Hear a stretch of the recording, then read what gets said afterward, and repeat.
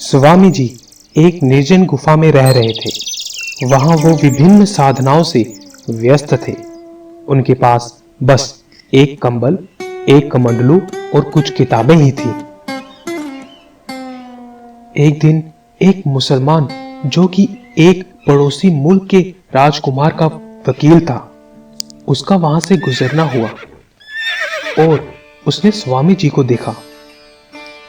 उनके व्यक्तित्व से प्रभावित हो उनसे बात करने के लिए उत्सुक हुए। कुछ देर बातचीत से ही वो वकील सन्यासी के गायन से मोहित हो गया। वो उनके पास बार बार आने लगा और एक दिन, स्वामी जी, मैं आपकी सेवा करना चाहता हूँ। कृपया एक अवसर दें। मैं आपके लिए क्या कर सकता हूँ?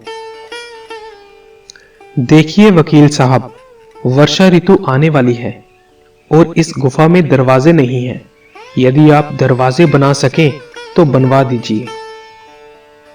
यदि आप आज्ञा दें तो मैं एक सुझाव दूं। मैं यहाँ एक आलीशान बंगले में अकेला रहता हूँ। यदि आप कृपा कर मेरे साथ रहेंगे तो मैं अपने आप को बहुत भाग्यशाली मानूंगा। किंतु मैं एक मुसलमान हूँ, पर मैं आपके भोजन का अलग व्यवस्था कर दूंगा।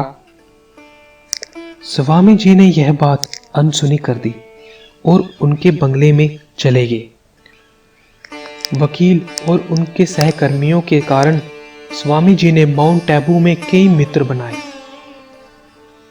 कुछ दिन बाद मुंशी जी ने जगमोहन लाल को आमंत्रित किया, जो कि गायत्री के राजा के निजी सचिव थे।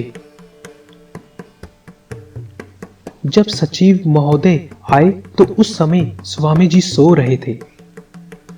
तब मुंशी जगमोहन लाल ने सोचा, ये भी वैसे ही साधारण सन्यासियों में से एक है, जो किसी चोर या कपटी से कम नहीं होते। अच्छा स्वामी जी, आप एक हिंदू सन्यासी हैं, तो आप एक मुसलमान के साथ कैसे रह सकते हैं? आपका भोजन भी तो इनके द्वारा छुआ जाता होगा। स्वामी जी बोले, श्रीमान, आपका क्या मतलब है? मैं सन्यासी हूं और इन सब सामाजिक रीतियों से ऊपर हूं। मैं भंगी के साथ भी भोजन कर सकता हूं। मुझे भगवान का भय नहीं है कि वो इसकी स्वीकृति देंगे या नहीं, ना ही शास्त्रों का डर है कि इसकी अनुमति है या नहीं।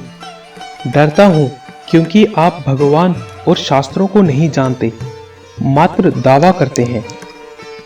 मैं हर जगह ब्रह्म देखता हूं। मेरे लिए कोई ऊंच नीच नहीं है।